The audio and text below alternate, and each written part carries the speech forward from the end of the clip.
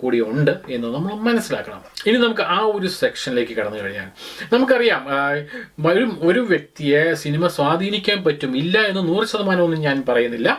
സ്വാധീനിക്കാം, കുറച്ചെങ്കിലും ചെറിയ രീതിയിലെങ്കിലും സ്വാധീനിക്കാം.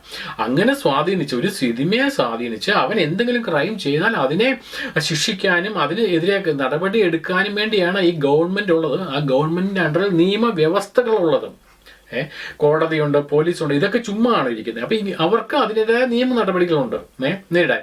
ഇത് ചെയ്യുന്ന ആൾക്കാർക്കും അറിയാം, ഞാൻ ഇന്നുപോലെ ചെയ്തു കഴിഞ്ഞാൽ, അത് സിനിമയെ കണ്ടിട്ടോ അല്ലെങ്കിൽ മറ്റേത് കണ്ടിട്ടോ ചെയ്തു കഴിഞ്ഞാൽ എന്നെ ശിക്ഷിക്കാനുള്ള നിയമ നടപടികൾ സ്വീകരിക്കാനുള്ള എല്ലാ കാര്യങ്ങളും ഈ രാജ്യത്തുണ്ട്.